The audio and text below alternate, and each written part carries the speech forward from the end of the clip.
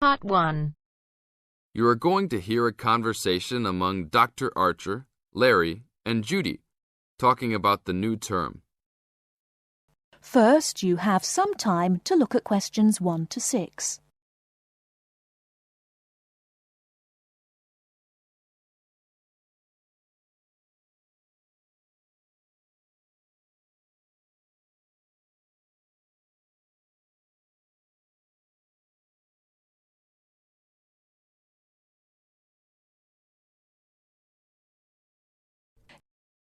Okay, everybody, welcome back to the new term. I hope you've all had a good break and that you're keen to start on your research project. What I'd like to do this morning is to give you a chance to ask questions about the project, requirements, ways of approach, how to get help if you need it. Today is informal. It may be already written on paper, but it's nice to have an opportunity to have it confirmed. So, any questions? Dr. Archer, is there a confirmed due date yet to hand it in? Yes, I can now confirm that it's 16th of July, not 15th as first advised. Okay? And what about the word limit? Well, there is some flexibility on this, but in general it's 8 to 10,000 words. Ah, I see. And you can choose your topic, anything from years 2 and 3. Yes? I still can't work out what I want to do it on. In that case, you should see your course tutor to agree on your final topic, and you should also be aware that there is special assistance available at the library on library resources if you need help on that. Can I just check on the deadlines for everything? Certainly. Look, let me write it on the board when each stage should be completed.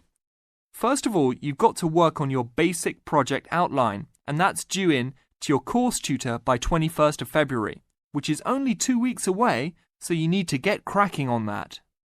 Do we have to include a full reference list by then too? No, your reference list is due on 6th of April, which is 1 week later, so you have time to discuss this with your tutor. And when should we be doing the research? Well, that's over a 1-month period, essentially April to May. And the write-up? Well, you need to do quite a bit of research before you get going on your writing, so that's really May to July, with a due date for handing in on the 16th. Any more questions? Before you hear the rest of the conversation, you have some time to look at questions 7 to 10.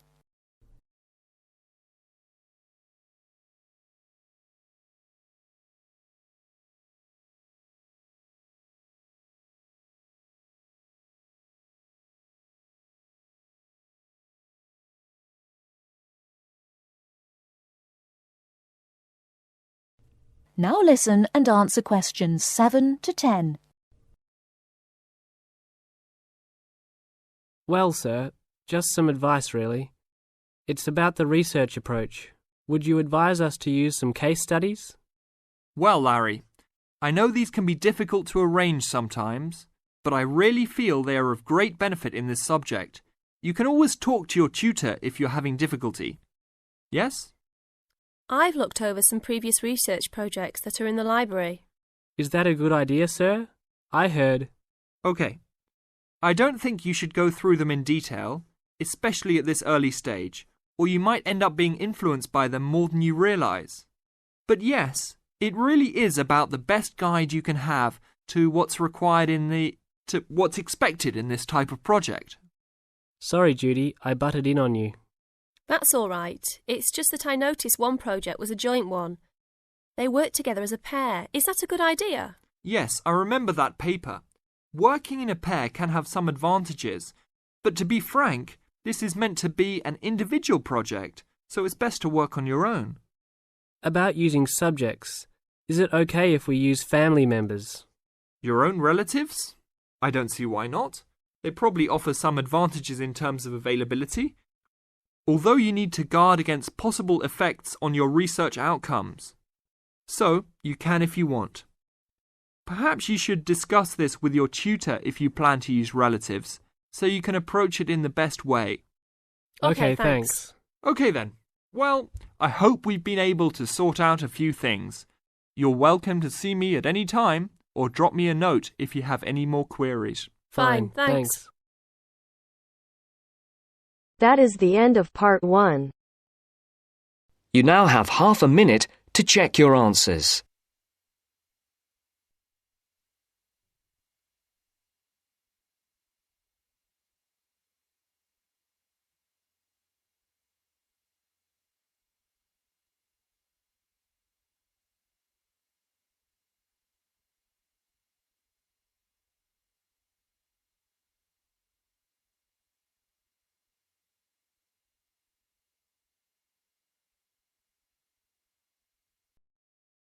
Now turns to part 2. Part 2. You will hear a conversation between two people who are about to share a project at work. First, you have some time to look at questions 11 to 15.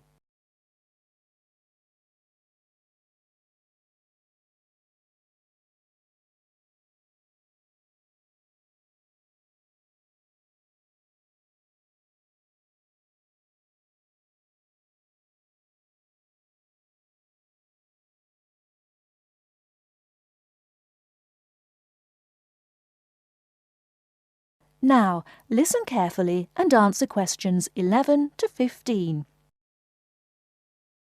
Hi, Bill. How are you? I'm okay now, Sarah. But I was so ill last week. Oh, dear. What was the problem? Did you eat that dodgy fish in the canteen? No. At first, I thought it was a cold, but then my head started hurting and my eyes started to go blurry. Oh, I'm so sorry. That sounds serious. Yeah, it's okay, actually. I went to the doctor and he diagnosed me with a migraine. He gave me some medicine and I'm starting to feel much better. Oh, I'm glad to hear that. Well, I'm also glad you're in today, because we have to work on a new project together. Oh, are we in the same section? No, it's just us. No one else. Mr. Donaldson put us down as B team because we live near each other. That could be fun. What do we have to do? Well, the project is partly internet research, then checking reference books for information to prepare a survey, which we have to use with people we know. Great! What's the topic? It's to do with shopping over the last 10 years. We have to find out how customers have changed their behaviour. OK, so what's the first step? I think the first thing to do is to check the list of references he gave me. But my computer is in for repair, so if I check in the reference library, would you be willing to look up some references online? Once we're done with the reference checks, we can write the questions together. That's fine. I'll do the internet research. So, what sort of shopping are we looking at? Only food or goods or clothes shopping? We have to find people who are willing to tell us about personal things, like deodorants, cosmetics, soap or vitamin creams. The other groups are doing food, electrical goods and clothes. That won't be so easy, Sarah. Before you hear the rest of the talk, you have some time to look at questions 16 to 20.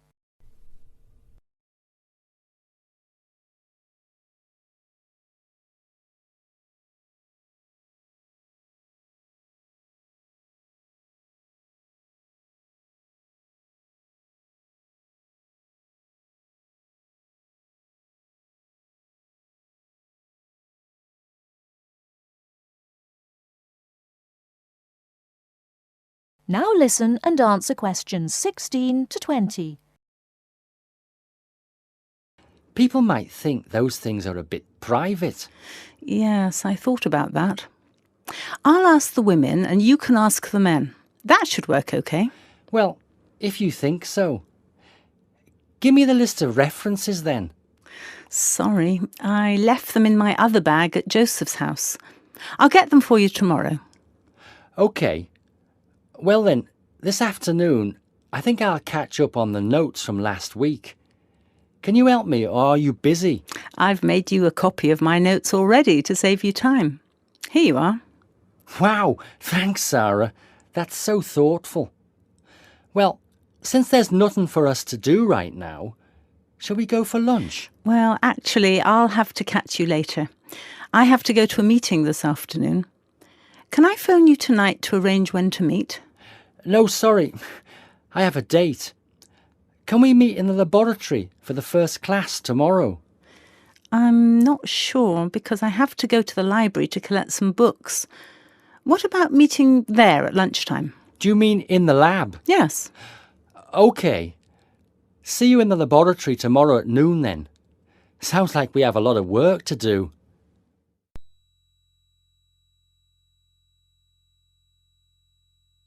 That is the end of part 2. You now have half a minute to check your answers.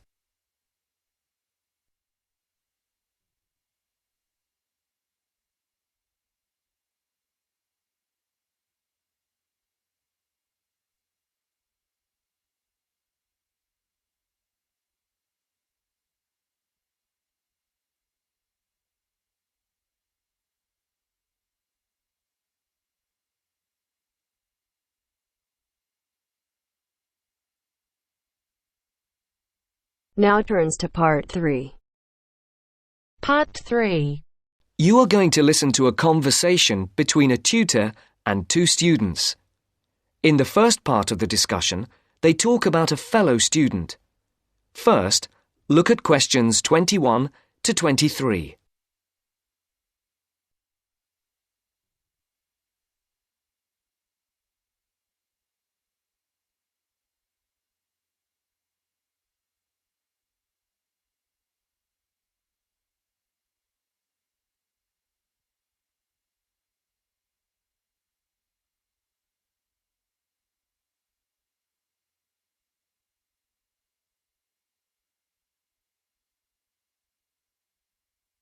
As you listen, answer the questions. Write no more than 2 words for each answer. Francis and Steve, hi. Now, before we start the tutorial, am I right in thinking that you haven't heard about Lorraine? No. What about her? She's already left. What? Well, she hasn't told anyone. You sound surprised. Weren't you half expecting it? Yes, but she could at least have told us, though. We've been on the course together for the past 3 years, and it would have been nice to know. She always was the sort to keep herself to herself. Yes, I know what you mean. Did she give any reason? Well, she got that job. What? Yes, and she's been given permission to leave, as there's only a week to go before the end of the course. But she'll be back for the exam week. Oh, well, we'll just have to catch her on the mobile after the class. She's gone back to Wales first. Oh, dear. We'll get hold of her on the mobile. She did say that it might not be possible to contact her for a couple of weeks. Oh, OK. If that is what she wants. Before the conversation continues, look at questions 24 to 30.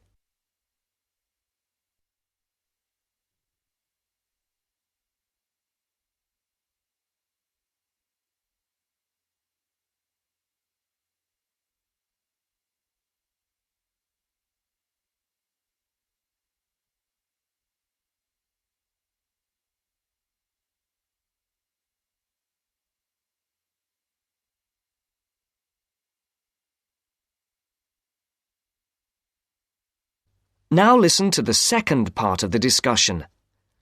The tutor and the two students are talking about assessment marks. For questions 24 to 30, there are 4 alternatives: A, B, C, and D. Decide which alternative is the most suitable answer and circle the correct letter. Right, to work. We're here to look at your assessment marks for your coursework. I take it you haven't seen them yet? No. Not yet. Well, you'll both be pleased. In fact, very pleased. Yes? Francis, you have come out with the top mark in the year. Oh. You have, in fact, got a starred first. Wow. Aren't you pleased, Francis? Yes, I'm just speechless. And, what about me? Well, Steve, you got a first as well. Oh, I don't believe it. You might have done even better, but there were a few faults with the 5,000-word project you did on traffic management. And what about the book review we had to do? Yours was, I can safely say, the best we have ever had. You're kidding. I'm not. In fact, you have won the departmental prize for the piece. It's a pity, really, that your project wasn't of the same calibre. It's still not bad at all, though, is it? It certainly isn't. What do you think were the faults with your project? I just wasn't very happy with the conclusion, and I got myself in a bit of a twist with the argument about road pricing. By and large, your overall conclusions were okay, and I would say that your thoughts on road pricing were quite original. The problem was more with the actual end. It was a bit disappointing. You started off well, but then it ended rather suddenly, as if you got fed up with it. Yes, I did kind of stop fairly abruptly. I couldn't think of much to say, even though I knew it was important. Yes, that section needed a bit more work on it. But, as I said, by and large, it was very good. And, Francis, your project was excellent. So much so that we think you should take it further, and perhaps do a PhD, or at least an MPhil. What do you think? I hadn't really thought about it. I've just been concerned with getting through this final year and getting all the coursework and exams out of the way. I can understand that. But I do think that you ought to consider it seriously. If you perform as well in your exams as in your project work, you're on course for a first. Do you think that I'd get funding for it? Well, any grant will be discretionary, but you have as good a chance as anyone else. I'd even say a much better one. If you do get a first, it'll be the only one we've had in this department for 3 years. And I'd be happy to be your supervisor. Thanks. I'd like that. Do you think I should start applying for it now, or wait until after the exams? I think you must really start thinking about it as soon as you can. And Steve, what about you? Have you thought about going on to do research? I have thought about it, but I have a job lined up if I get a good degree. And quite honestly, I am fed up with not having enough money to do the things I would like to do. I can understand that. Is there anything that either of you would like to talk about? Yeah, I have a couple of things I'd like to ask, if you don't mind. OK. We have roughly 20 minutes left, so, Steve, would you like to go first? Right.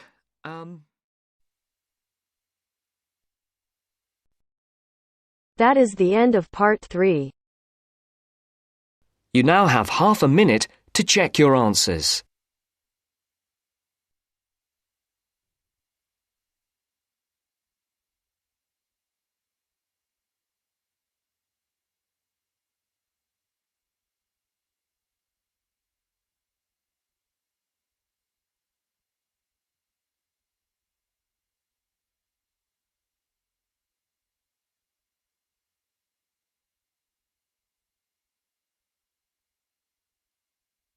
Now turns to part 4. Part 4. In this section, you are going to hear a lecture. Questions 31 to 40 are based on the lecture. Before you listen, please look at questions 31 to 40.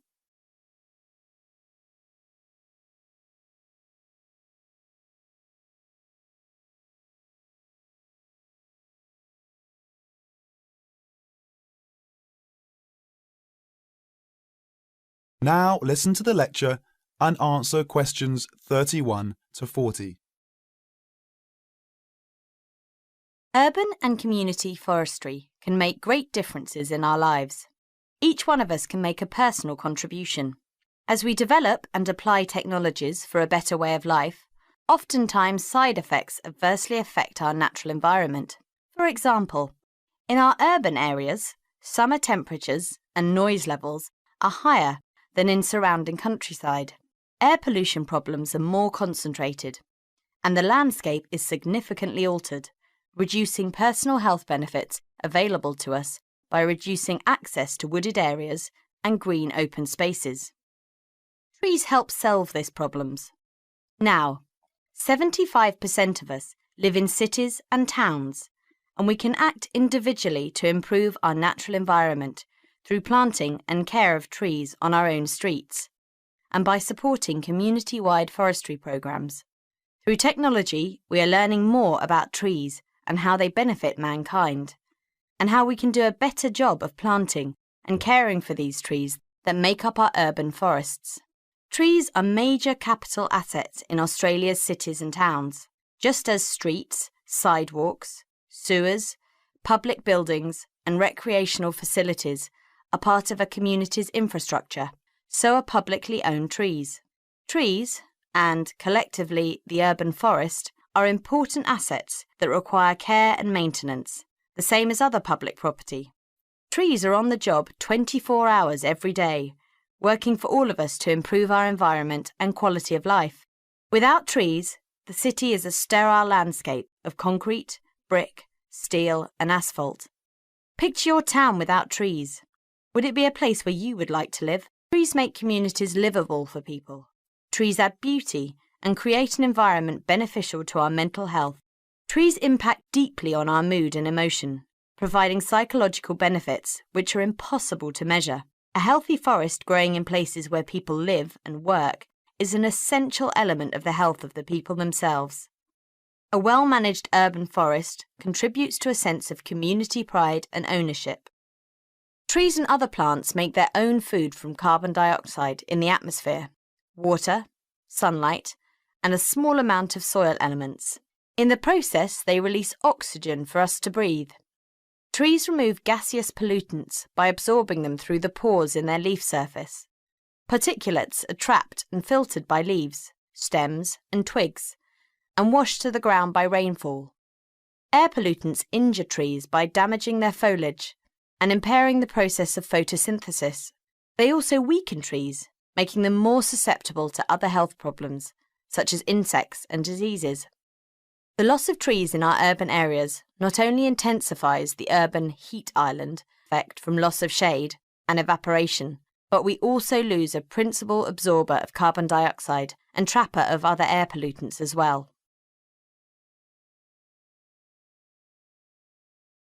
That is the end of part 4. You now have half a minute to check your answers.